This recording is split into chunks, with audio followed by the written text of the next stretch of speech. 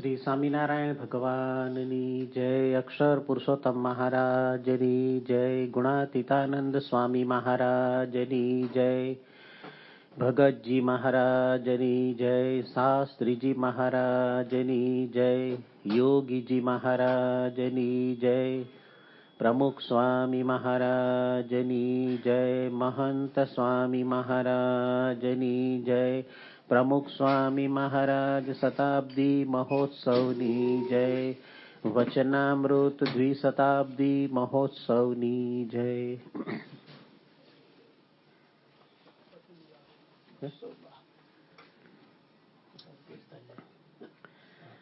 રવિવારે વસંત પંચમીનો દિવસ છે, શાસ્ત્રીજી મહારાજનો જન્મ દિવસ. એટલે આ શુક્ર, શનિ ને રવિ 3 દિવસ આપણે શાસ્ત્રીજી મહારાજનું પર્વ, કથા વાર્તા એ સાંભળવાના છીએ. જુદા જુદા સંતોના મુખે આપણને શાસ્ત્રીજી મહારાજનું જીવન અને કાર્ય એ જાણવા માટે મળશે. આજે આપણે શાસ્ત્રીજી મહારાજે જે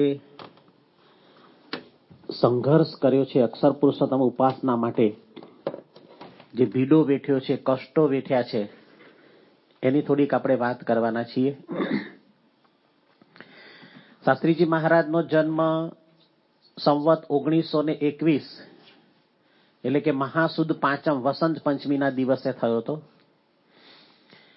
એ પૂર્વે એટલે કે શાસ્ત્રી મહારાજનું પ્રાગટ્ય થયું એની પહેલા મૂળ અક્ષર મૂર્તિ શ્રી ગુણાતીતાનંદ સ્વામીએ ભગવાન સ્વામિનારાયણ સર્વોપરી છે, સર્વ અવતારના અવતારી છે, એનું પ્રવર્તન સત્સંગ સમાજમાં તો કરી જ દીધું હતું.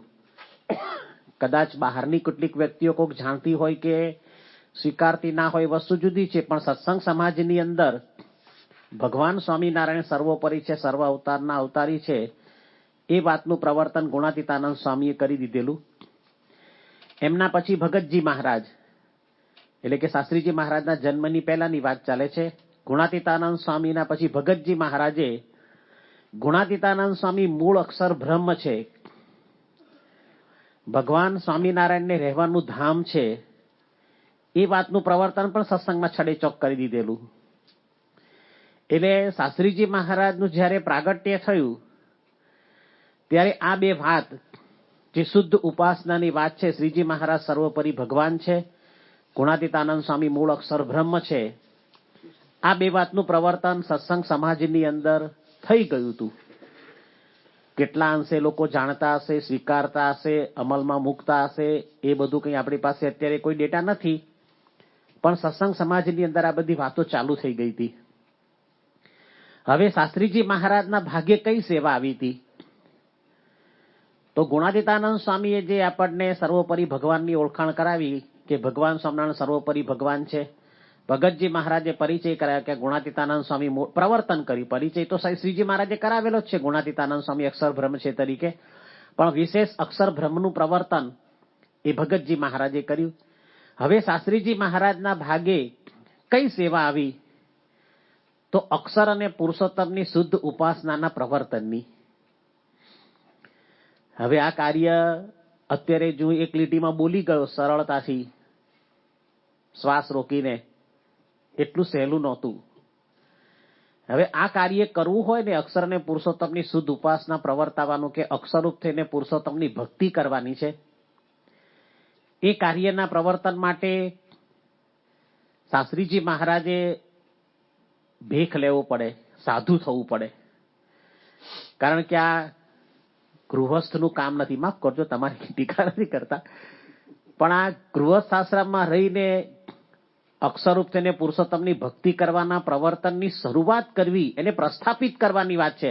અત્યારે કેવું છે, અત્યારે માને કે જો આપણે ભલે ગૃહસ્થ આશ્રમમાં છીએ, અમે ત્યાગી છીએ, પણ અત્યારે ખૂણિયું જ્ઞાન છડેચોક થઈ ગયું છે,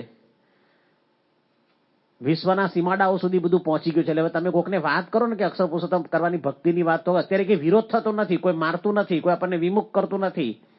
એટલે અત્યારે ભલે ગૃહસ્થ હોય કે ત્યાગી હોય, એના મુખે આ વાત આપણે સહજ કરી શકીએ છીએ. પણ શાસ્ત્રીજી મહારાજના વખતનો સમય એવો હતો જોકે ત્રણેય સમય એવા હતા જ્યારે ગુણાતીતાનંદ સ્વામી છે, શ્રીજી મહારાજ સર્વોપરી છે એનું પ્રવર્તન કર્યું ત્યારે એમને પણ ઘણી બધી મુશ્કેલીઓ વેઠવી પડી છે, જે આપણે જીવન ચરિત્રમાંથી જાણીએ છીએ. સેમ ટુ ભગતજી મહારાજ, એમણે પણ ગુણાતીતાનંદ સ્વામી મૂળ અક્ષર બ્રહ્મ છે એ વાત કરી તો એમને પણ ઘણા બધા કષ્ટો સહન કરવા પડ્યા છે. ઝેર ખાવાના પણ પ્રશ્નો આવ્યા છે, વિમુખ થવા સુધીના પણ પ્રશ્નો આવ્યા છે. હવે શાસ્ત્રીજી મહારાજની સેવા આવી છે કે અગાઉ અક્ષર અને પુરુષોત્તમ બંનેનું પ્રાગટ્ય પૃથ્વી ઉપર થયું છે. એમણે જે શુદ્ધ ઉપાસના આપેલી છે, ઉપાસનાની વાત કરી છે, હવે એ ઉપાસનાની વાત જગતની અંદર છડેચોક પ્રવર્તાવવાની છે. એ વખતે શાસ્ત્રીજી મહારાજના વખતમાં અક્ષરરૂપ થઈને પુરુષોત્તમની ભક્તિ કરવાની વાત એ ખૂણિયું જ્ઞાન કહેવાતું. ખૂણિયું એટલે કેવું, કોકને વાત કરવી હોય તો આમ ખૂણામાં લઈ જવું પડે, જાહેરમાં ના બોલાય, નહીં તો દંડા પડે. જાહેરમાં જો ક્યાંય પણ બોલ્યા તો ત્યાં વિરોધનો વંટોળ ચાલુ થઈ જાય. એટલા માટે ખૂણિયું જ્ઞાન કહેવાતું કે કોકને કંઈક વાત કરવી હોય ને, આંબલી વાળી પોળ, ખૂણો લાગે છે ને આપણા અંદરના ભાગમાં છે, અંદર જાઓ. અત્યારે તો થોડું મોટું મકાન છે, આગળનો ભાગ ને બીજી બાજુનો ભાગ મળ્યો એટલે, પણ જે ચાદર ઉડાડીને એટલો જ ભાગ ને આગળનો ભાગ હતો. એમાં 5-25 હરિભક્તો બેસતા ને 2-3 સંતો બેસતા ને અક્ષર પુરુષોત્તમ ઉપાસનાના પ્રવર્તનની વાતો કરતા. અત્યારે જેમ આપણે બેઠા છે ને, આ મોટો 10,000 નો મોટો સભા મંડપ છે, 5,000 ઉપર ને 5,000 નીચે, એવી રીતે નહોતું. અને બોલવાની હિંમત પણ નથી, પણ એ હિંમત શાસ્ત્રીજી મહારાજે કરી. એટલે શાસ્ત્રીજી મહારાજના મનની અંદર વિચારો પહેલેથી હતા. હવે આપણે ઘણા બધા પ્રસંગો એવા જાણીએ છીએ કે શાસ્ત્રીજી મહારાજે દીક્ષા લીધા પછી વરતાલની અંદર આવ્યા અને પછી ઉપાસનાનું પ્રવર્તન કર્યું, પછી વિરોધનો વંટોળ શરૂ થયો, વઢવાણમાં મૂર્તિ પ્રતિષ્ઠા થઈ, પછી ભીડોને કષ્ટો વેઠ્યા. એવું નથી. શાસ્ત્રીજી મહારાજે બાળપણથી જ સંઘર્ષ કર્યો છે, નાનપણથી, નાની ઉંમરથી. તમે જો આપણે પેલી કહેવત કહીએ છીએ ને કે પુત્રના લક્ષણ પારણામાંથી, શાસ્ત્રીજી મહારાજના જીવનની અંદર આપણને કંઈક આવું જોવા માટે મળે છે. નાની ઉંમર છે શાસ્ત્રીજી મહારાજની, હજી દીક્ષા લીધી નથી, બાળ અવસ્થા છે, ત્યારથી એમણે સંઘર્ષો શરૂ કર્યા છે. એટલે સંતો ઘણી વખત આપણને એવું સમજાવે છે કે શાસ્ત્રીજી મહારાજનો જન્મ જ ઉપાસનાના પ્રવર્તન માટે તો થયો જ તો, પણ સંઘર્ષ સહન કરવા માટે થયો હતો. તો કેવા કેવા સંઘર્ષો શાસ્ત્રીજી મહારાજે કર્યા છે. 6 વર્ષની ઉંમર હતી, કરમસદની અંદર લગ્નમાં ગયા હતા, મોટા ભાઈ સાથે મંદિરમાં ઉતારો હતો, એકાદશીનો દિવસ હતો, જમ્યા નહીં. જીવન ચરિત્રમાં એવું લખ્યું છે કે આ 6 વર્ષની ઉંમરના નાના બાળકને સાંજ સુધીમાં 400 માણસો સમજાઈ ગયા. આપણે તો ફરાળે પૂરું કરી નાખીએ, બાકીનું છે બધું પૂરું કરી નાખીએ. 400 માણસની સામે એક 6 વર્ષનો બાળક ઝઝુમ્યો હશે. વિચાર કરો તમે કેવું સંઘર્ષ કર્યો છે. અત્યારે કેવું છે, આપણે વાત કરીએ છીએ ને, પરિસ્થિતિ અત્યારે આપણી સામે નથી, એટલે આ વસ્તુ આપણને સમજાતી નથી, કારણ કે આપણે તો ફરાળ કરી જ લઈએ છીએ. પણ નાની ઉંમર હોય અને નિર્જળા ઉપવાસ કર્યો હોય 6 વર્ષની ઉંમરે, અરે નિર્જળા તો નતો ઉપવાસ, પણ ફરાળ કરવાનું હોય, તો લગ્નમાં તો જમવાનું હોય, એકાદશીના દિવસે પણ જાજી જમતા હશે લોકો. પણ 6 વર્ષની એક નાની ઉંમરનો બાળક સંઘર્ષ કરે 400 માણસો સાથે. પછી તો બધા મારે સમજાવ્યા, પણ પછી તો એમને ટેક ના મૂકે, આનંદથી ફરાળી ચેવડો ને પેંડા લઈને જમાડ્યા. પણ શાસ્ત્રીજી મહારાજે નાનપણથી હવે સંઘર્ષ સહન કરવાની શક્તિ કેળવેલી હતી. રાવજીભાઈ કરીને પેટલાદની અંગ્રેજી શાળામાં, પેટલાદના એક બુદ્ધિશાળી હતા. શાસ્ત્રીજી મહારાજને ચતુર અને હોશિયાર જાણીને એમણે વિચાર કર્યો કે આને છે ને મારે ખોળે લે. એમના ઘરે કોઈ સંતાન નહોતું, મારે એને ખોળે લઈ લેવો, કારણ કે હોશિયાર ને બુદ્ધિશાળી છોકરો છે. અને એને કીધું કે તું મારે ત્યાં રહીશ, તને પેટલાદની અંગ્રેજી શાળા ભણાવીશ, મોટો અમલદાર બનાવીશ. હવે આ લાલચ, હવે જો સામે સંઘર્ષ કરવાનો છે. આટલી મોટી વ્યક્તિને એક તો ના પાડવી ને પહેલા, એ જ બહુ અઘરું છે. ના કેવી કે ના ભાઈ અમે આમ નથી કરતા ને અમારાથી આમ નથી થતું, તમારે દીકરા કે દીકરીના લગ્ન કે સગપણ થયું હોય ને તમારે વેવાઈને ના પાડી કે ભાઈ અમારા ઘરમાં બીડી ના પીશો તમે, અઘરો વિષય છે ને. અને એ પણ દીકરી આપવાની હોય એ વેવાઈ, હો, લેવાની હોય તો તમે ગાંઠો નહીં. એ વેવાઈ તમારા ઘરે આવે ને એને બીડી પીવાની ટેવ હોય ને તમે એને કહો કે ભાઈ ખૂણામાં જઈને બીડી પી જાય. સંઘર્ષ છે ને. શાસ્ત્રીજી મહારાજે મોઢા ઉપર ના પાડી દીધી કે ભાઈ મારે કોઈ મોટા અમલદાર બનવું નથી, મારે તો સાધુ થવું છે. ને અનેકને બ્રહ્મવિદ્યા ભણવી છે ને અનેકને બ્રહ્મવિદ્યા ભણાવી છે.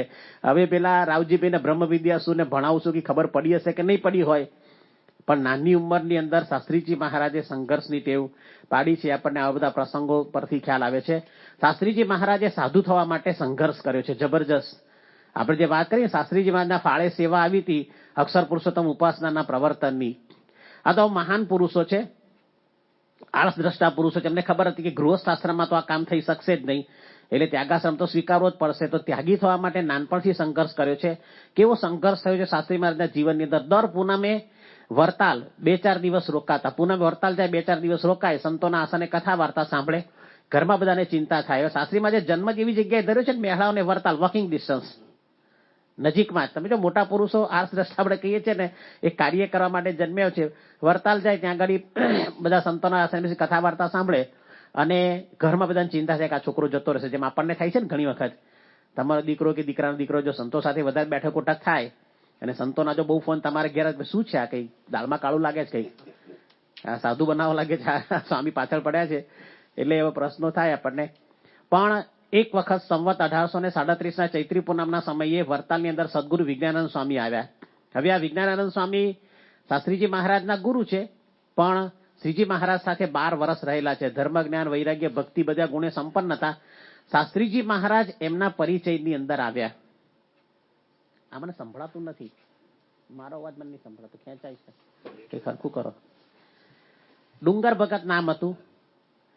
શાસ્ત્રીજી મહારાજ એમના પરિચયની અંદર આવ્યા. હવે ચકોર તો હતા શાસ્ત્રી મહારાજ પહેલેથી, અને બુદ્ધિશાળી પ્રતિભા, એટલે પહેલી નજરે જ એમને પરિચય થયો કે આ કઈ જુદા પ્રકારના સંત છે. વરતાલમાં તો 2000 સાધુઓ હતા, બધાનો મહિમા હતો, બધાના આશાને પગે લાગવા માટે જતા, બધાની સાથે ક્યારેક ક્યારેક બેસીને કથા વાર્તા સાંભળતા. પણ જયારે વિજ્ઞાનાનંદ સ્વામીના દર્શન કર્યા ત્યારે એમનું મન કંઈક ઠર્યું શાસ્ત્રીજી મહારાજનું, અને એમને લાગ્યું કે આમની સાથે રહેવા જેવું છે, આમની સાથે સાધુ થવા જેવું છે.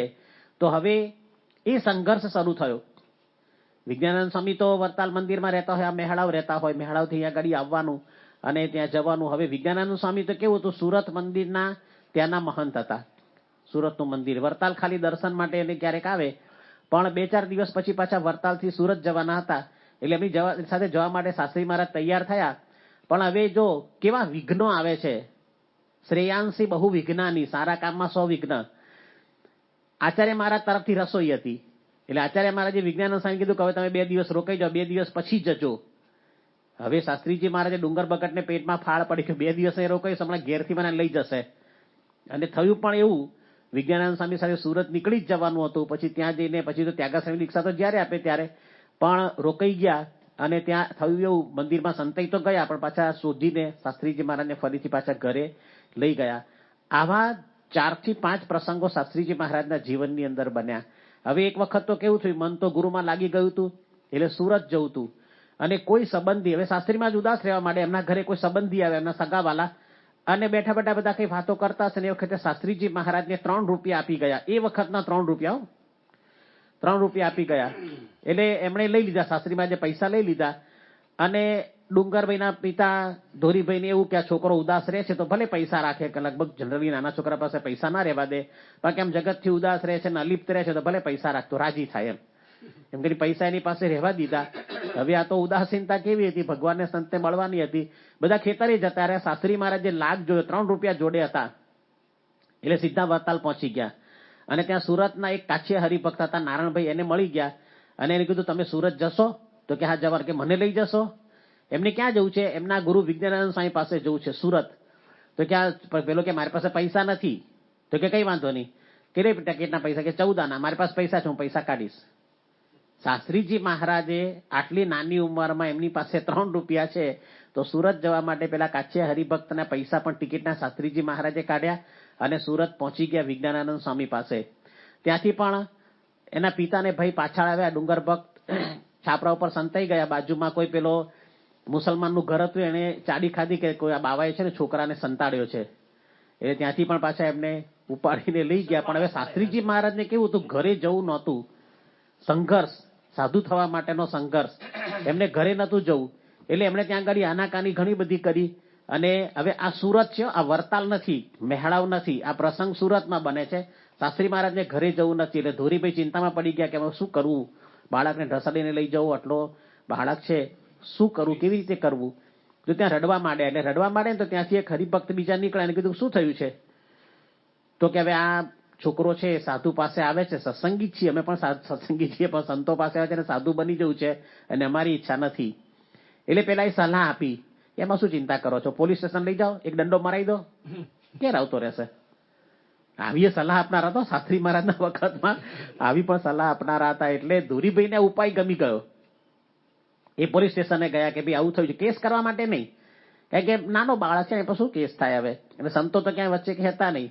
એટલે પોલીસ સ્ટેશને ગાડી ગયા, એટલે કલેક્ટર કચેરીમાં ત્યાં ગાડી પહોંચી ગયા. પણ કલેક્ટર છે ને ત્યાં કઈક મિટિંગમાં બેઠા હતા, એટલે બહાર હજી બેસી રહેવાનું હતું.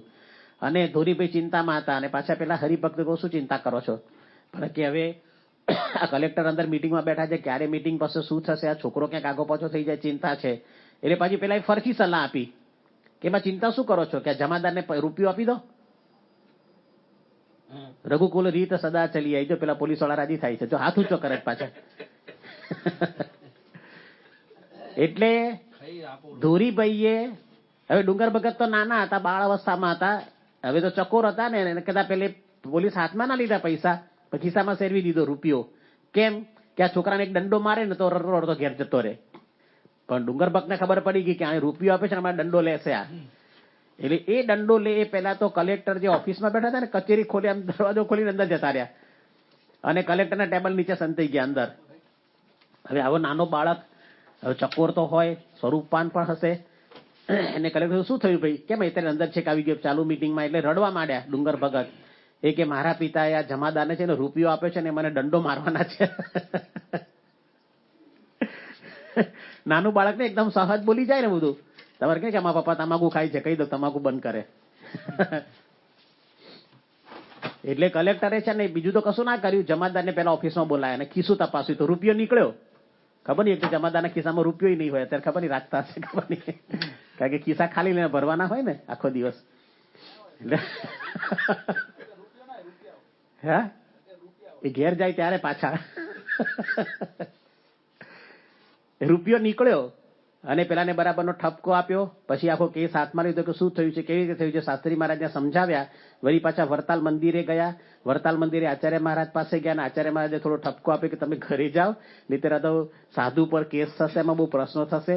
એટલે પાછા ફરીથી શાસ્ત્રી મહારાજ ઘરે આવ્યા. પણ જો નાની ઉંમરની અંદર સંઘર્ષ, શાસ્ત્રીજી મહારાજે સુરત જેવું શહેર છે, ત્યાં ગાડી કોઈ પોતાનું પરિચિત નથી, પણ એમના મનની અંદર એક વસ્તુ ફિટ હતી કે આપણે સાધુ થવું છે અને અક્ષર પુરુષોત્તમની ઉપાસનાનું પ્રવર્તન કરવું છે.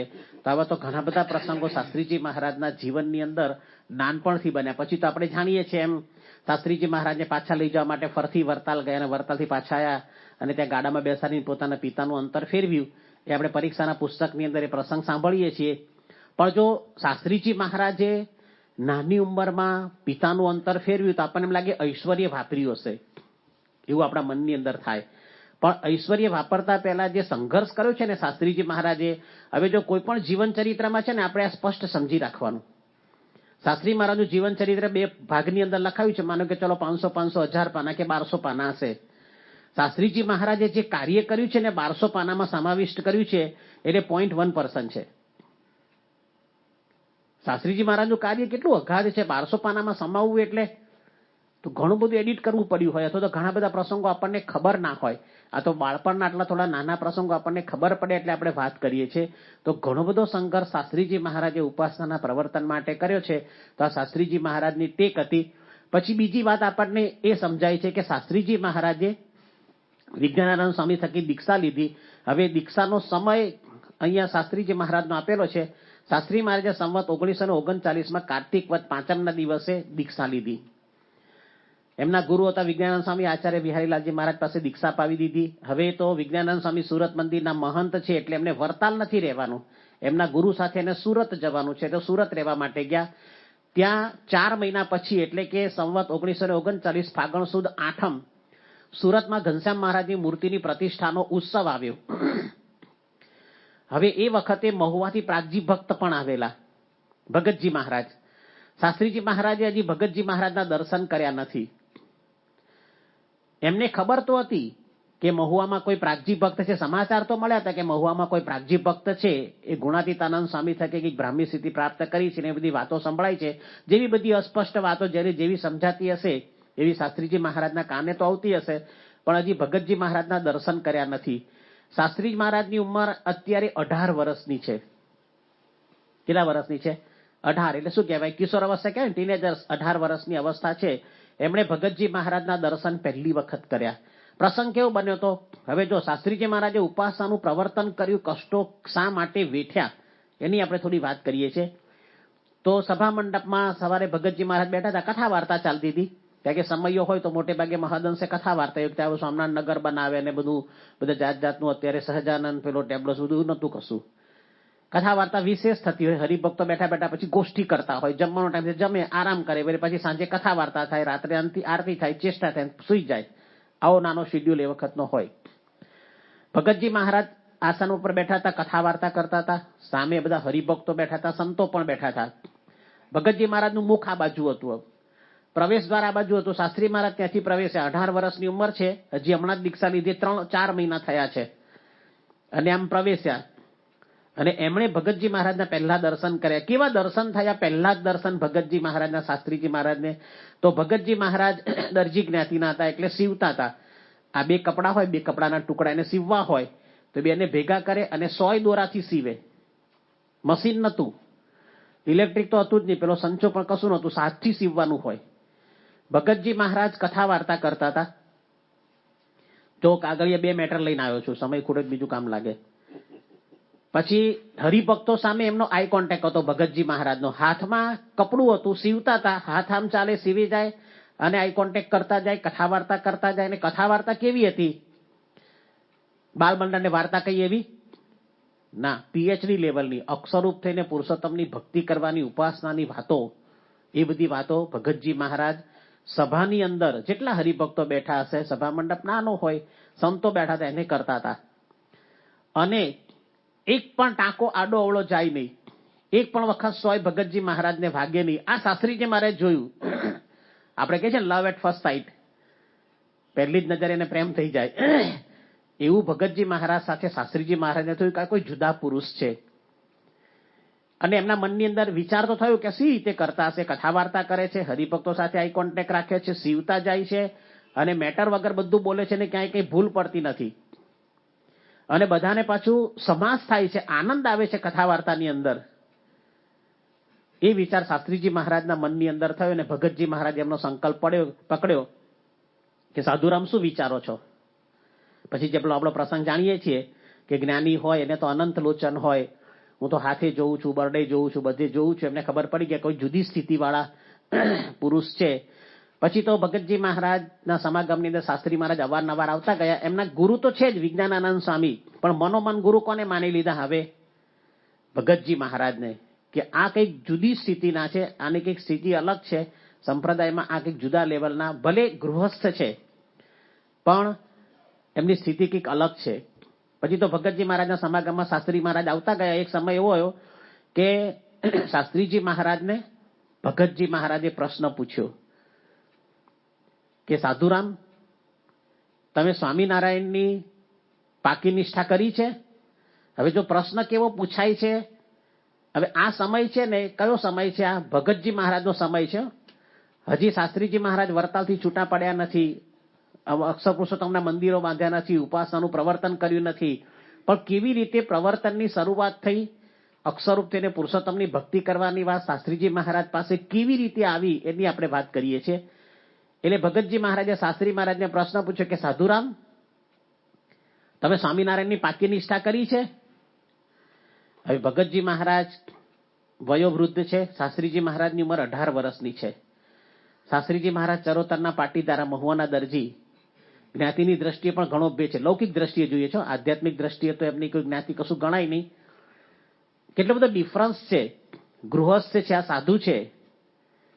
પણ આ પ્રશ્ન ભગતજી મહારાજ શાસ્ત્રી મહારાજે પૂછ્યું. શાસ્ત્રી મહારાજ તો હાજર જવાબી ચબરાક, એ કે હા અમે નિષ્ઠા કરી છે. તો ભગતજી મહારાજે બોલો શું નિષ્ઠા કરી છે?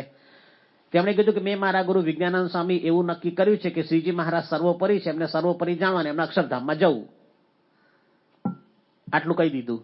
હવે એ વખતે ભગતજી મહારાજ શાસ્ત્રીજી મહારાજને સમજાવવાની શરૂઆત કરે છે. જો હવે અક્ષર પુરુષોત્તમ નિષ્ઠાની વાત નાખવાની શરૂઆત કરી, ડાયરેક્ટ શાસ્ત્રીજી મહારાજ સાથે 1 to 1. હવે સીધી કથા વાર્તા નથી. ભગતજી મહારાજ શાસ્ત્રી મહારાજ કીધું કે સાધુરામ, આ તો અડધી નિષ્ઠા છે. હવે આ વાક્ય છે ને આપણને ખૂંચે એવું છે. હજી ચા અડધી હોય, કદાચ કોઈક બીડી અડધી અડધી પીતા હશે, ખબર પેલું તમાકુની પૂડી ખાય છે ને, કદાચ થોડી થોડી લઈ લઈને અડધી અડધી ખાતા હશે. દાબેલી કદાચ અડધી અડધી ખાતા. નિષ્ઠા અડધી હોય તો નિષ્ઠા કહેવાય, અને નિષ્ઠા અડધી હોય એટલે આમ ખૂચ એવું વાક્ય છે ને આપણને. પણ ભગતજી મહારાજના મુખેથી બોલાયેલું વાક્ય છે કે સાધુરામ, તમને તો સ્વામિનારાયણની અડધી જ નિષ્ઠા છે. હવે શાસ્ત્રી મહારાજ તો કઈ ગાંજે જાય એવા નતા. એમણે વિનયથી, વિવેકથી, એકદમ આદરથી, તો બીજા અડધામાં મારે શું સમજવાનું?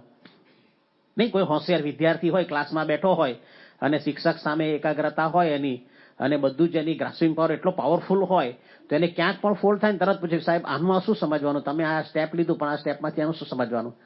ડાયરેક્ટ ચાલુ ક્લાસમાં પૂછે એવા પણ વિદ્યાર્થીઓ હોય છે. તરત પૂછે મારે અડધામાં શું સમજવાનું?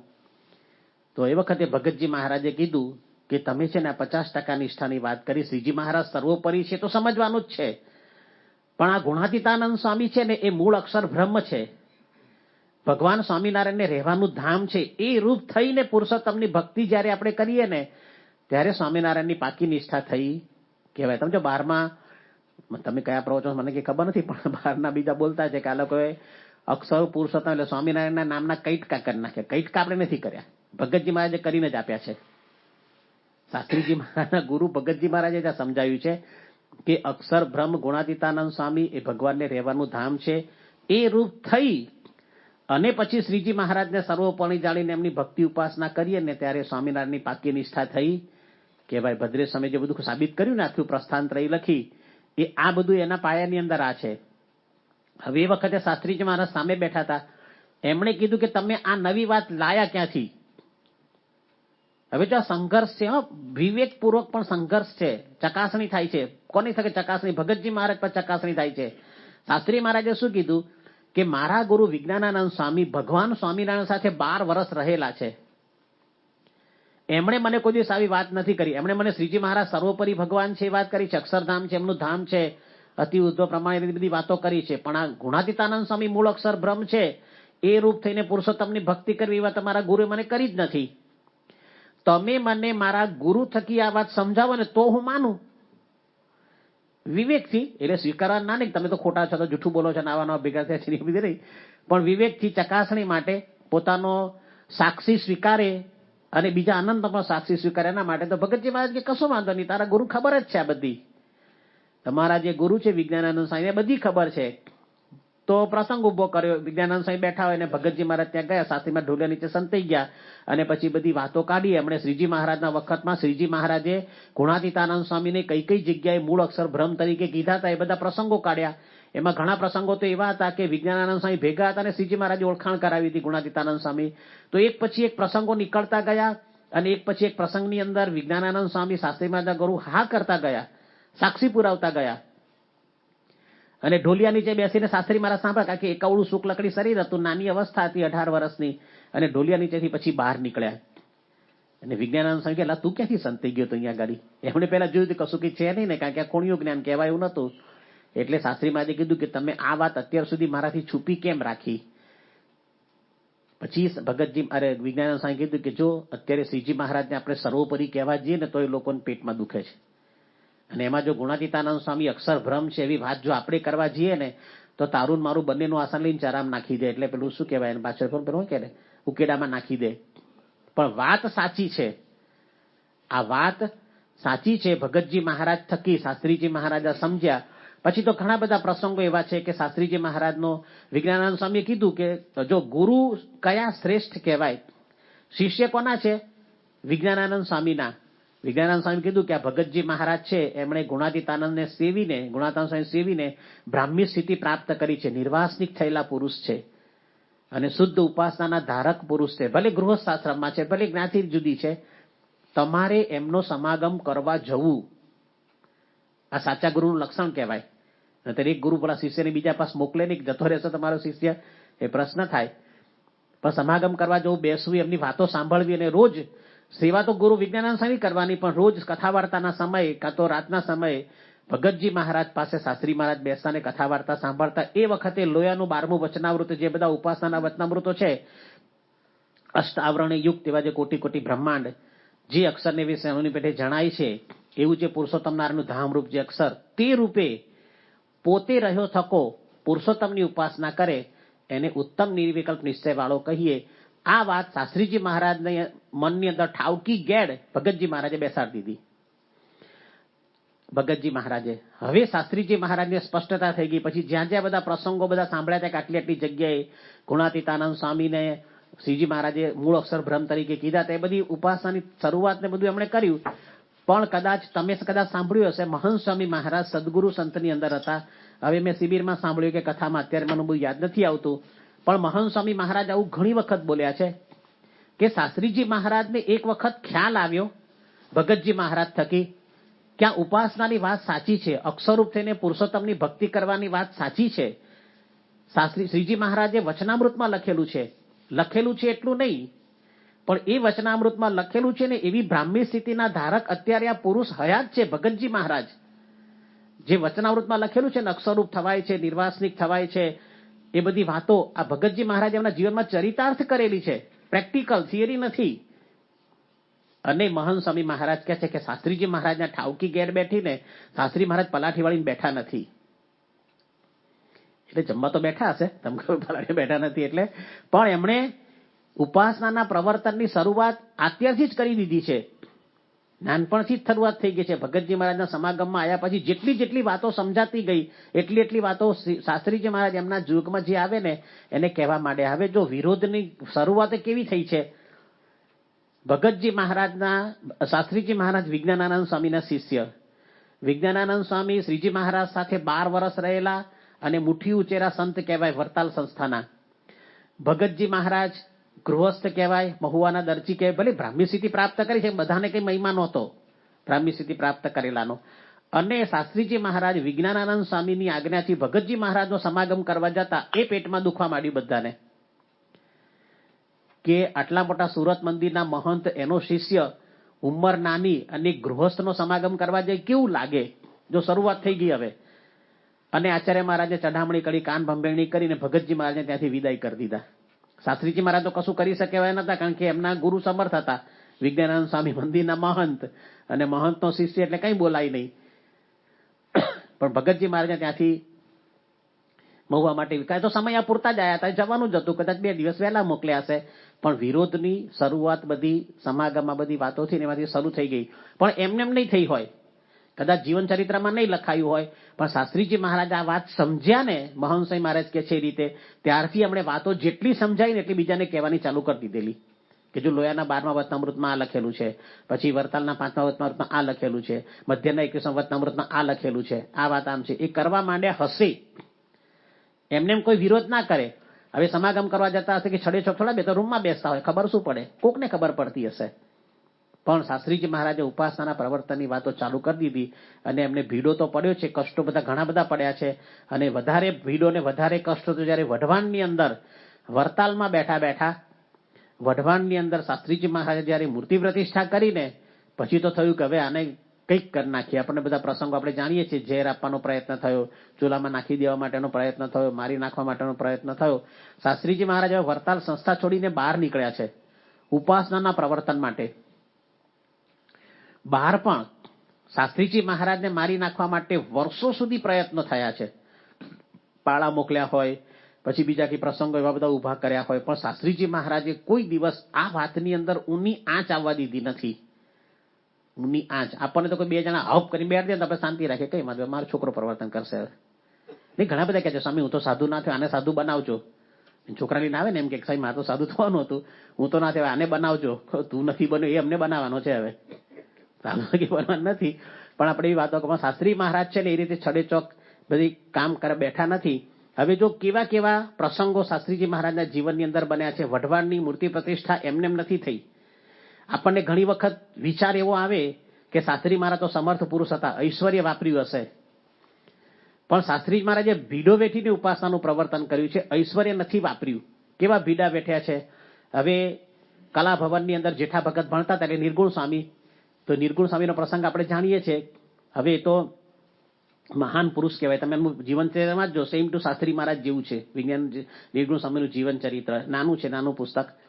હવે એમને વડોદરાની અંદર કલાભવનમાં ભણતા જેઠા ભગતને રાત્રિના 10 કલાક વાતો કરીને અક્ષર પુરુષોત્તમની સિદ્ધાંત સમજાવ્યો.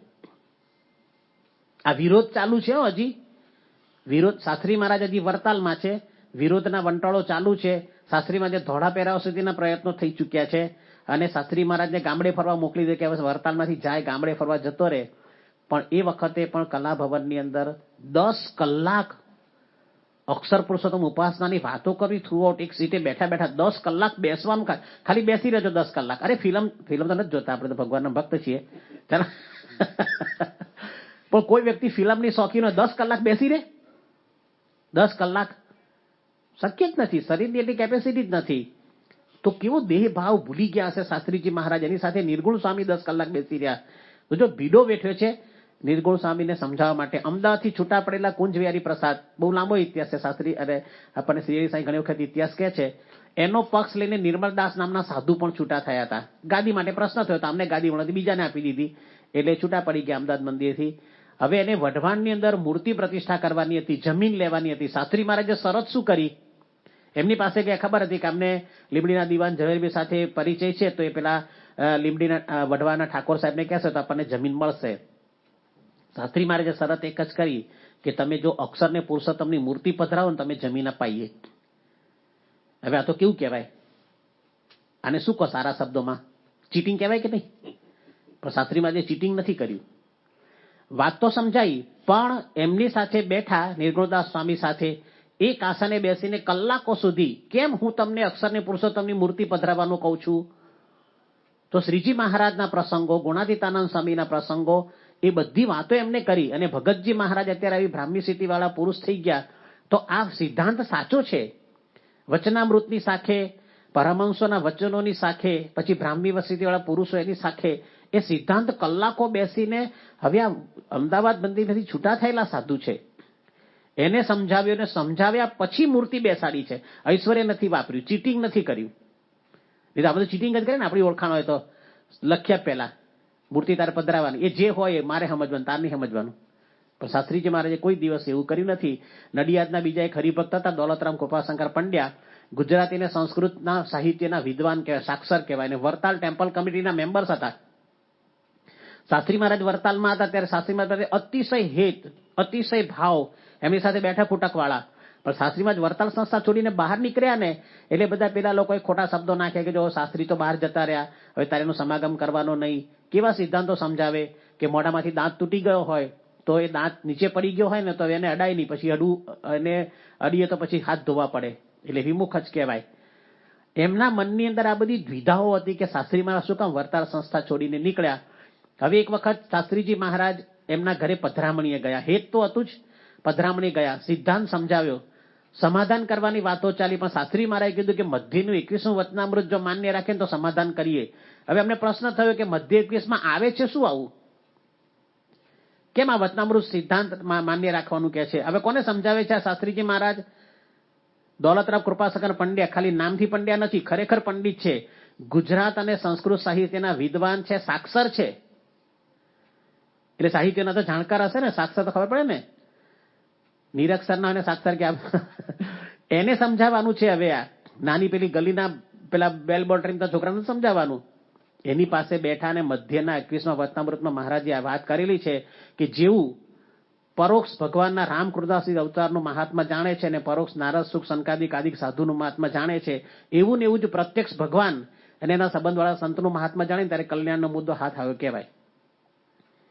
આ વાત શાસ્ત્રીજી મહારાજે કલાકો બેસી અને આ સાક્ષરના મનની અંદર ફિટ કરી. એ વખતે શું બોલ્યા દોલતરામ કૃપાશંકર પંડ્યા કે મહારાજને અવતાર ધરીને જે કાર્ય કરવું પડે ને કાર્ય તમે કર્યું છે, અને અત્યારે તો તમે છે ને બીજી મૂર્તિ પધરાવો છો, પણ ભવિષ્યમાં તમારા શિષ્યો છે ને તમારી સોનાની મૂર્તિ પધરાવશે. આ કોણ બોલે છે?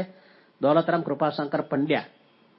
તો શાસ્ત્રીજી મહારાજે હવે જો વિરોધ તો ચાલુ જ છે, જો વિરોધના વંટોળો ચાલુ છે, પણ મહંસાઈ મહારાજ જે વાક્ય બોલ્યા હતા કે શાસ્ત્રીજી મહારાજને એક વખત આ વાત સમજાઈ કે અક્ષરરૂપ થઈને પુરુષોત્તમની ભક્તિ કરવાની વાત સાચી છે, સિદ્ધાંત સાચો છે, શ્રીજી મહારાજે આપેલો સિદ્ધાંત છે, ગુણાતીતાનંદ સ્વામી ભગતજી મહારાજે પ્રવર્તાવેલો છે, ભગતજી મહારાજે જીવનની અંદર ચરિતાર્થ કરેલો સિદ્ધાંત છે. તો સાચી વાત છે. તો એ સાચી વાતના પ્રવર્તન માટે શાસ્ત્રીજી મહારાજે અનેક સંઘર્ષો વેઠ્યા. બીજી બધી વાતો આપણને 2 દિવસ દરમિયાન પૂજ્ય સંતો સમજાવશે. આજે પણ આપણે આ જ વાત સમજવાની છે. ઠાવકી ગેડ બેસા સમજીએ છીએ, પણ ઠાવકી ગેડ આપણો સાક્ષી ભેદાવો જોઈએ. અડધી રાત્રે ઉઠાડીને કોક આપણને કહે તો પણ આ વાત આપણા મનની અંદર ચરિતાર્થ થયેલી હોવી જોઈએ. પછી અમલમાં આવે વસ્તુ અલગ છે. આખી અમલમાં આવે જો આપણે પણ અત્યારે કેવું છે, શ્રીજી મહારાજે વચનામૃતે લખ્યું છે, સિદ્ધાંત સાચો છે. એ સિદ્ધાંતને ચરિતાર્થ કરનારા આવા મહાન પુરુષો આપણી સમક્ષ છે. પ્રમુખ સ્વામી મહારાજ વર્ષો સુધી આપણી સામે જીવન જીવી ગયા. અત્યારે મહંત સ્વામી મહારાજ એવું જીવન જીવે છે. આપણા સદગુરુ સંતો તમે જુઓ. ઈશ્વર સ્વામી તો આપણે કાયમ દર્શન કરીએ છીએ. પૂજ્ય કોઠારી સ્વામી છે, બાલમુકુંદ સ્વામી હતા.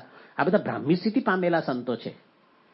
એટલે આની પરથી આપણને એટલું સમજાય છે કે શ્રીજી મહારાજે જે સિદ્ધાંત આપ્યો છે વચનામૃતમાં કે અક્ષરરૂપ થવાય છે, નિર્વાસનિક થવાય છે, સ્વભાવ દોષ વાસના પ્રકૃતિ ટળે છે, છતી દેહે.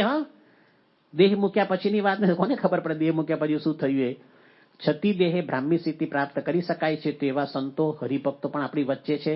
તો આજે મહારાજ સ્વામીના ચરણોમાં પ્રાર્થના કરીએ કે જે સિદ્ધાંત માટે શાસ્ત્રીજી મહારાજે બાળપણથી સંઘર્ષ કર્યો છે અને જિંદગીના છેલ્લા શ્વાસ સુધી સંઘર્ષ કર્યો છે શાસ્ત્રીજી મહારાજે, તેવી શુદ્ધ ઉપાસનાની વાત આપણે જાણીએ તો છીએ, સમજીએ પણ છીએ, પણ આપણા જીવનની અંદર ચરિતાર્થ થાય અને આપણે પણ અક્ષરૂપ થઈને પુરુષોત્તમની ભક્તિ કરી પ્રગટ ભગવાનના સુખે સુખ્યા થઈ જઈ પ્રાર્થના. સ્વામિનારાયણ ભગવાનની છે. ગુણાતીતં ગુરુ